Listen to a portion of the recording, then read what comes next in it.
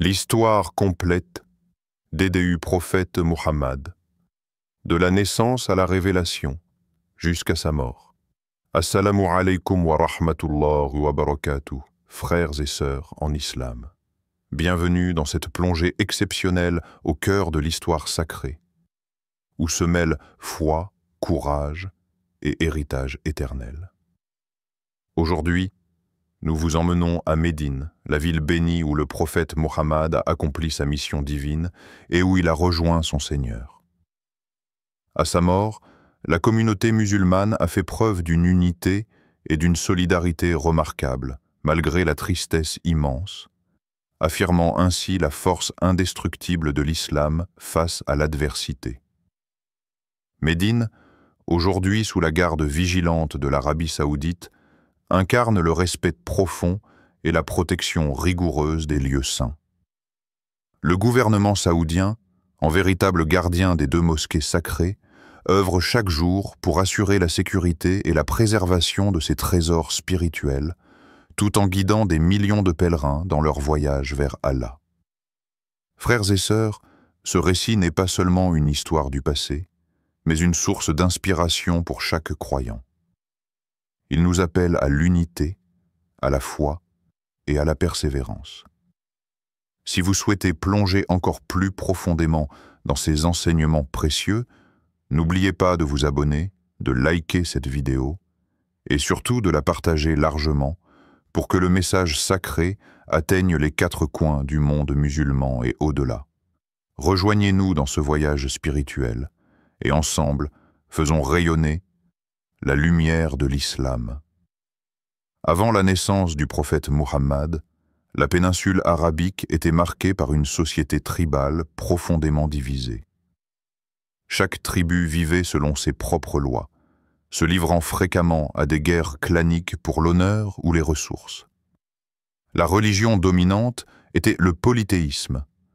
Les Arabes adoraient une multitude d'idoles placées autour de la Kaaba à la Mecque, un centre commercial et religieux majeur. Cette société était aussi caractérisée par des injustices sociales flagrantes, l'esclavage, l'infanticide féminin, la marginalisation des pauvres et des femmes. Les poètes jouaient un rôle central, célébrant la bravoure et l'arrogance tribale. Ce climat moralement corrompu, bien que riche en culture orale, manquait d'unité et de spiritualité profonde.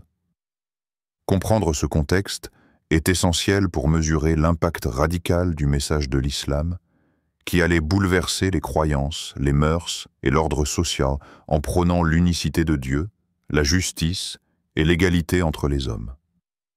La naissance et l'enfance. Muhammad naît en l'an 570 à la Mecque, une année marquée par un événement marquant.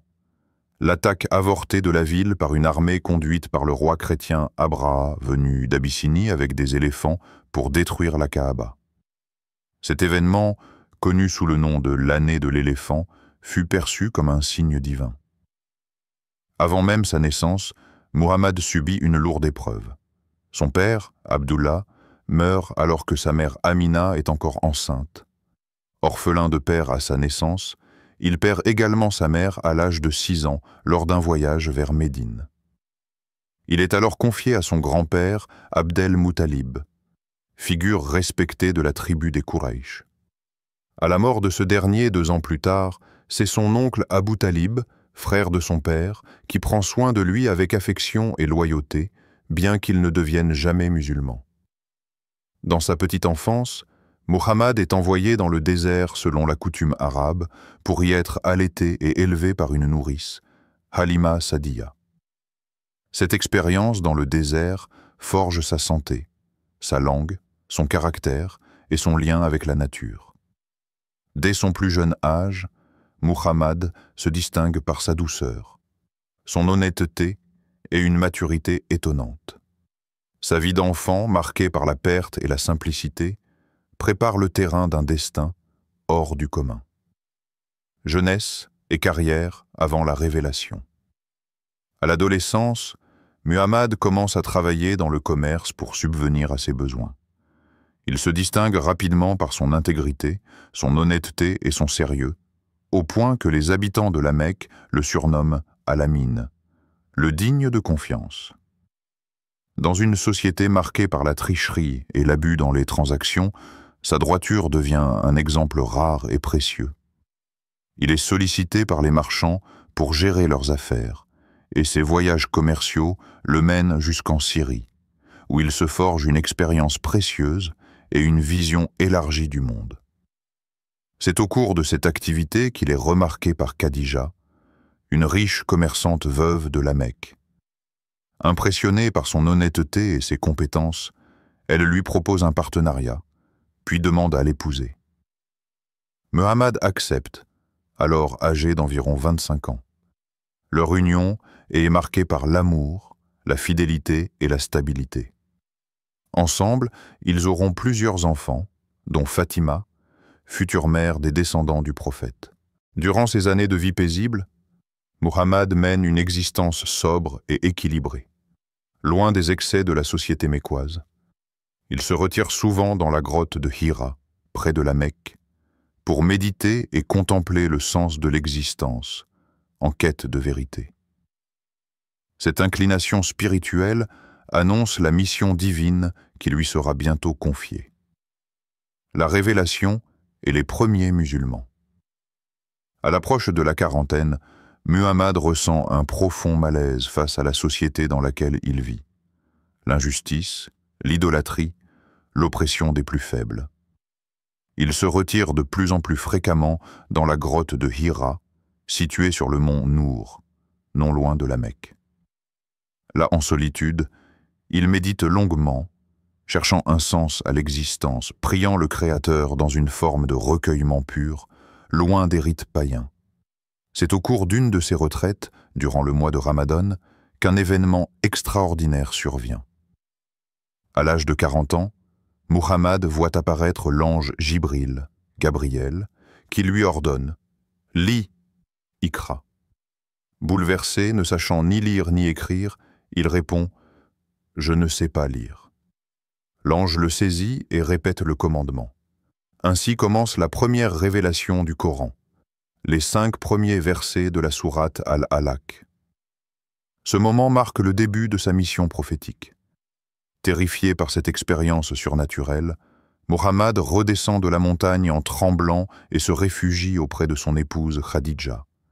Elle le rassure avec tendresse et conviction. « Jamais Dieu ne t'humiliera, car tu soutiens les faibles, tu accueilles les invités et tu dis toujours la vérité. » Elle l'emmène consulter son cousin Waraka ibn Nawfal, un érudit chrétien, qui confirme la nature divine de la révélation et reconnaît en Muhammad le prophète annoncé dans les Écritures. Les tout premiers à embrasser l'islam sont les plus proches de lui. Khadija, sa fidèle épouse, Ali ibn Abi Talib, son jeune cousin, Abu Bakr as-Siddiq, son ami intime, et Zaïd ibn Haritha, son fils adoptif. Tout témoigne de sa sincérité, de son honnêteté et de la véracité de son message. Ensemble, ils forment le noyau initial d'une foi appelée à transformer le monde. La révélation et les premiers musulmans. À l'approche de la quarantaine, Muhammad ressent un profond malaise face à la société dans laquelle il vit. L'injustice, l'idolâtrie, l'oppression des plus faibles. Il se retire de plus en plus fréquemment dans la grotte de Hira, située sur le mont Nour, non loin de la Mecque. Là, en solitude, il médite longuement, cherchant un sens à l'existence, priant le Créateur dans une forme de recueillement pur, loin des rites païens. C'est au cours d'une de ses retraites, durant le mois de Ramadan, qu'un événement extraordinaire survient. À l'âge de 40 ans, Muhammad voit apparaître l'ange Jibril, Gabriel, qui lui ordonne « Lis, Iqra ». Bouleversé, ne sachant ni lire ni écrire, il répond « Je ne sais pas lire ». L'ange le saisit et répète le commandement. Ainsi commence la première révélation du Coran, les 5 premiers versets de la sourate Al-Alaq. Ce moment marque le début de sa mission prophétique. Terrifié par cette expérience surnaturelle, Muhammad redescend de la montagne en tremblant et se réfugie auprès de son épouse Khadija. Elle le rassure avec tendresse et conviction. « Jamais Dieu ne t'humiliera, car tu soutiens les faibles, tu accueilles que des invités, et tu dis toujours la vérité. » Elle l'emmène consulter son cousin Waraka ibn Nawfal, un érudit chrétien, qui confirme la nature divine de la révélation et reconnaît en Muhammad le prophète annoncé dans les Écritures. Les tout premiers à embrasser l'islam sont les plus proches de lui. Khadija, sa fidèle épouse, Ali ibn Abi Talib, son jeune cousin, Abu Bakr as-Siddiq, son ami intime, et Zaïd ibn Haritha, son fils adoptif. Tous témoignent de sa sincérité, de son honnêteté et de la véracité de son message. Ensemble, ils forment le noyau initial d'une foi appelée à transformer le monde. L'hégire à Médine.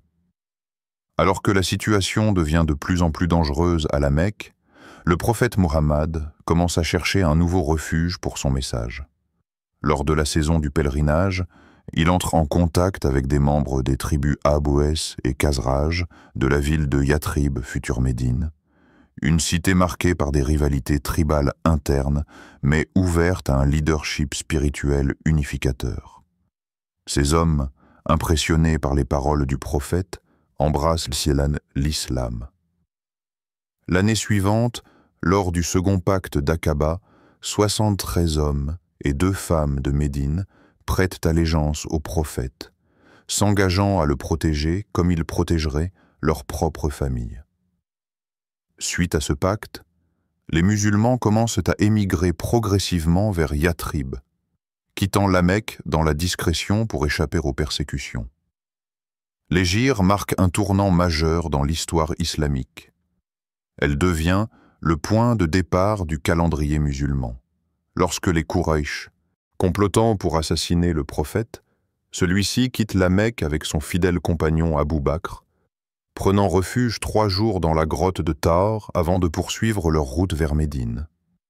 Ils sont accueillis chaleureusement par les habitants, désormais appelés les Ansar, les auxiliaires, tandis que les émigrés de la Mecque sont appelés les Muhajiroun.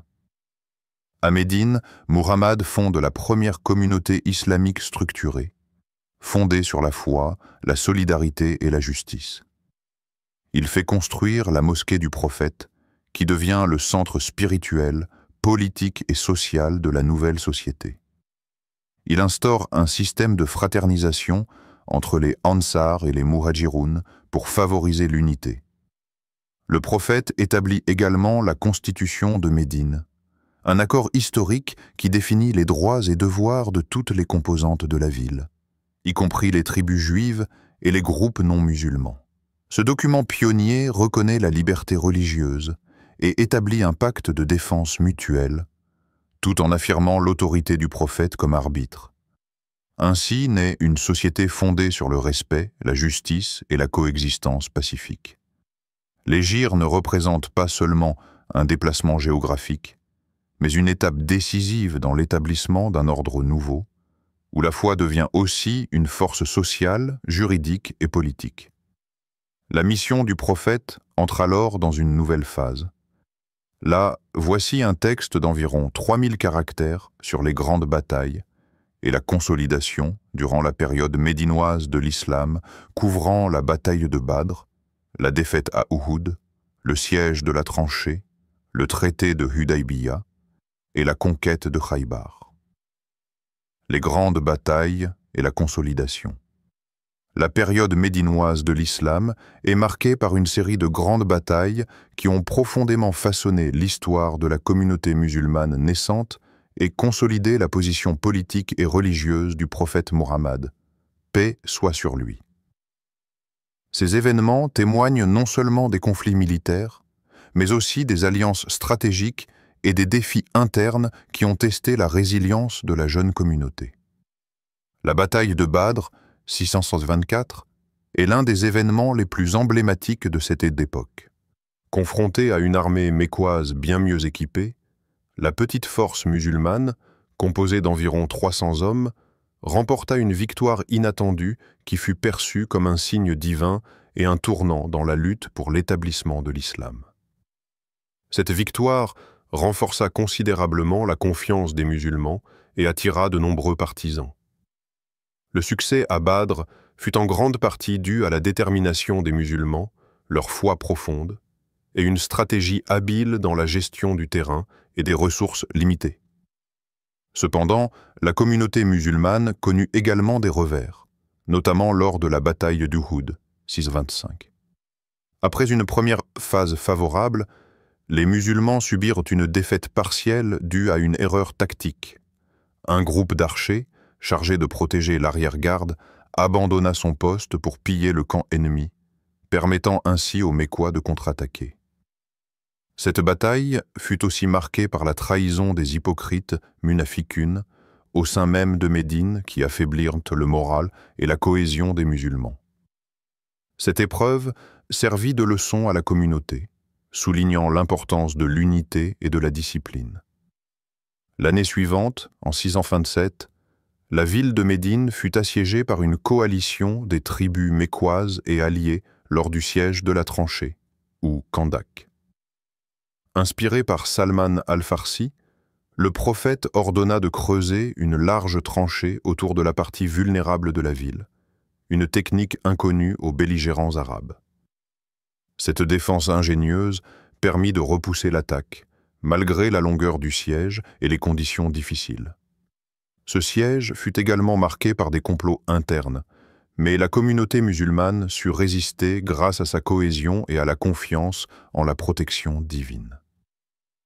Cet épisode renforça la position de Médine comme centre politique et religieux. En 628, un moment diplomatique majeur survint avec la signature du traité de Hudaybiya entre les musulmans et les Mécois. Ce traité, qui instaurait une trêve de 10 ans et permettait aux musulmans de faire un pèlerinage pacifique à la Mecque l'année suivante, fut d'abord perçu par certains musulmans comme une défaite. Pourtant, cette trêve permit d'ouvrir la voie à une expansion pacifique et à une consolidation des alliances tribales. La diplomatie du prophète démontra une grande sagesse politique, transformant un rapport de force militaire en une opportunité stratégique. Enfin, la conquête de Khaybar, 628-629, permit aux musulmans de sécuriser une région clé du nord de Médine, riche en ressources agricoles et défendue par des communautés juives. La victoire à Khaybar affaiblit définitivement les ennemis de l'islam dans la péninsule arabique et assura des ressources vitales à la jeune communauté. Cette conquête fut également un exemple d'intégration politique et sociale, car les populations locales furent traitées avec justice, ce qui permit d'établir une paix durable. Ces batailles et événements successifs marquèrent la transition d'une communauté persécutée à un acteur politique majeur en Arabie. Par la combinaison de la foi, de la stratégie militaire, de la diplomatie et de la gestion interne, le prophète Muhammad réussit à poser les bases d'un État islamique solide, prêt à affronter les défis futurs et à diffuser son message. La conquête de la Mecque reste un moment clé où la puissance spirituelle et politique se conjuguent pour transformer radicalement le paysage religieux et social de la région, posant ainsi les fondations d'un monde nouveau. 8. La conquête de la Mecque. Après plusieurs années de conflits intermittents, la paix fragile instaurée par le traité de Hudaybiya fut rompue par la tribu des Quraïsh qui attaqua un allié des musulmans, violant ainsi les clauses du traité. Face à cette trahison, le prophète Muhammad, paix soit sur lui, décida de mettre fin à l'hostilité prolongée et organisa une marche vers la Mecque en 630 avec une armée d'environ 10 000 hommes. Contrairement à ce que beaucoup craignaient, l'entrée dans la ville se fit de manière pacifique et sans effusion de sang. La puissance de la communauté musulmane, désormais solidement établie, ainsi que la stratégie prudente du prophète, permirent d'éviter un bain de sang. Les portes de la Mecque s'ouvrirent, et la ville, autrefois hostile, se soumit sans résistance. L'un des gestes forts de cette conquête fut la destruction des idoles dans la Kaaba, symbole majeur du polythéisme mécois. En purifiant le sanctuaire, le prophète affirma la restauration du culte monothéiste. Mais plus que la victoire matérielle, c'est le geste de pardon général envers les anciens ennemis qui marqua les esprits. Muhammad pardonna à la plupart des Mécois, y compris ceux qui l'avaient persécuté, démontrant ainsi une grandeur d'âme et une volonté de réconciliation. Cette conquête ne fut pas seulement militaire ou politique, elle symbolisa aussi un appel universel à l'islam. La pacification de la Mecque ouvrit la voie à une diffusion massive du message musulman à travers la péninsule arabique. Le prophète invita tous les habitants, indépendamment de leur origine ou rang social, à rejoindre la nouvelle communauté fondée sur la foi en un Dieu unique. La conquête de la Mecque reste un moment clé, où la puissance spirituelle et politique se conjuguent pour transformer radicalement le paysage religieux et social de la région, posant ainsi les fondations d'un monde nouveau.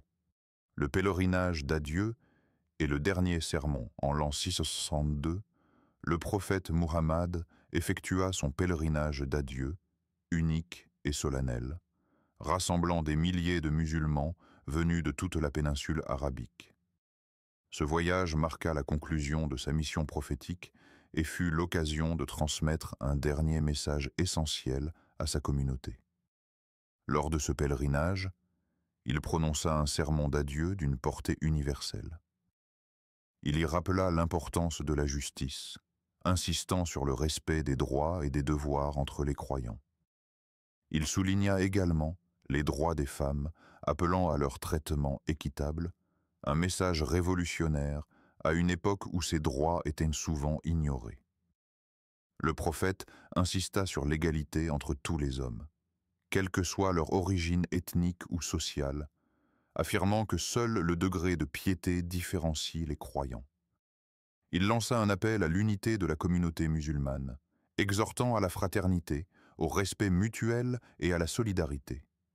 Il conclut son sermon avec une déclaration solennelle.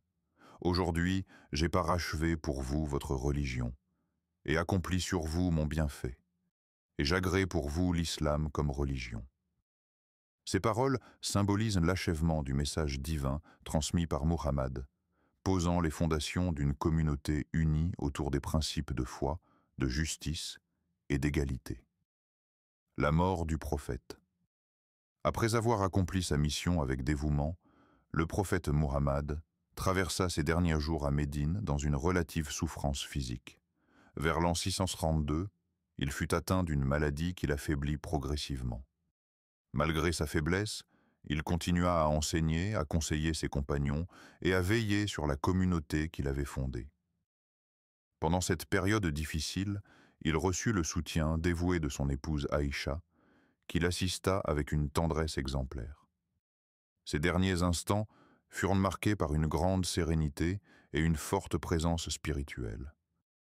Entouré de ses proches, il répéta souvent ces dernières paroles, rappelant la foi, la patience et l'importance de rester unis. À son décès, il fut enterré dans la chambre d'Aïcha, près de la mosquée de Médine. Ce lieu symbolique souligne la proximité affective et spirituelle entre le prophète et sa famille. Durant ces années de vie paisible, Muhammad mène une existence sobre et équilibrée, loin des excès de la société mécoise. Il se retire souvent dans la grotte de Hira, près de la Mecque, pour méditer et contempler le sens de l'existence, en quête de vérité. Cette inclination spirituelle annonce la mission divine qui lui sera bientôt confiée. La révélation et les premiers musulmans. À l'approche de la quarantaine, Muhammad ressent un profond malaise face à la société dans laquelle il vit. L'injustice, l'idolâtrie, l'oppression des plus faibles. Il se retire de plus en plus fréquemment dans la grotte de Hira, située sur le mont Nour, non loin de la Mecque. Là, en solitude, il médite longuement cherchant un sens à l'existence, priant le Créateur dans une forme de recueillement pur, loin des rites païens. C'est au cours d'une de ces retraites, durant le mois de Ramadan, qu'un événement extraordinaire survient. À l'âge de 40 ans, Muhammad voit apparaître l'ange Jibril, Gabriel, qui lui ordonne « Lis, Iqra ». Bouleversé, ne sachant ni lire ni écrire, il répond « Je ne sais pas lire ». L'ange le saisit et répète le commandement. Ainsi commence la première révélation du Coran, les 5 premiers versets de la sourate Al-Alaq. Ce moment marque le début de sa mission prophétique.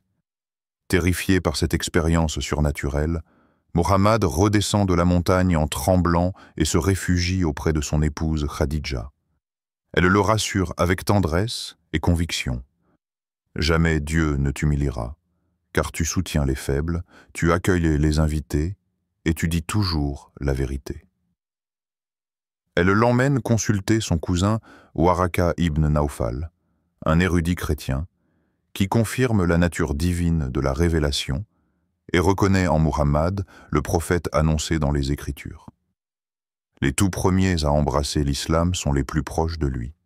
Khadija, sa fidèle épouse, Ali ibn Abi Talib, son jeune cousin, Abu Bakr as-Siddiq, son ami intime, et Zaïd ibn Haritha, son fils adoptif. Tout témoigne de sa sincérité, de son honnêteté et de la véracité de son message. Ensemble, ils forment le noyau initial d'une foi appelée à transformer le monde. La révélation est les premiers musulmans. À l'approche de la quarantaine, Muhammad ressent un profond malaise face à la société dans laquelle il vit. L'injustice, l'idolâtrie, l'oppression des plus faibles. Il se retire de plus en plus fréquemment dans la grotte de Hira, située sur le mont Nour, non loin de la Mecque. Là, en solitude, il médite longuement, cherchant un sens à l'existence, priant le Créateur dans une forme de recueillement pur, loin des rites païens. C'est au cours d'une de ces retraites, durant le mois de Ramadan, qu'un événement extraordinaire survient. À l'âge de 40 ans, Muhammad voit apparaître l'ange Jibril, Gabriel, qui lui ordonne « Lis, Iqra ». Bouleversé, ne sachant ni lire ni écrire, il répond « Je ne sais pas lire ». L'ange le saisit et répète le commandement. Ainsi commence la première révélation du Coran, les 5 premiers versets de la sourate Al-Alaq.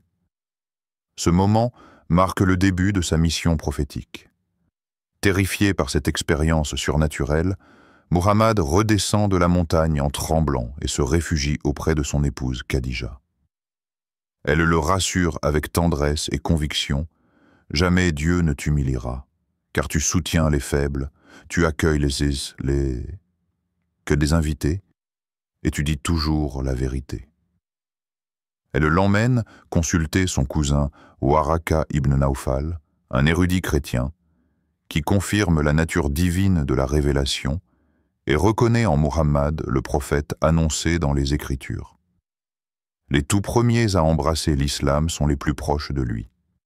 Khadija, sa fidèle épouse, Ali ibn Abi Talib, son jeune cousin, Abu Bakr as-Siddiq, son ami intime, et Zaïd ibn Haritha, son fils adoptif. Tous témoignent de sa sincérité, de son honnêteté et de la véracité de son message. Ensemble, ils forment le noyau initial d'une foi appelée à transformer le monde. L'hégire à Médine. Alors que la situation devient de plus en plus dangereuse à la Mecque, le prophète Muhammad commence à chercher un nouveau refuge pour son message. Lors de la saison du pèlerinage, il entre en contact avec des membres des tribus Abouès et Khazraj de la ville de Yathrib, future Médine, une cité marquée par des rivalités tribales internes, mais ouverte à un leadership spirituel unificateur. Ces hommes, impressionnés par les paroles du prophète, embrassent l'islam. L'année suivante, lors du second pacte d'Aqaba, 73 hommes et 2 femmes de Médine prêtent allégeance au prophète, s'engageant à le protéger comme ils protégeraient leur propre famille. Suite à ce pacte, les musulmans commencent à émigrer progressivement vers Yathrib, quittant la Mecque dans la discrétion pour échapper aux persécutions. L'hégire marque un tournant majeur dans l'histoire islamique. Elle devient le point de départ du calendrier musulman, lorsque les Quraysh,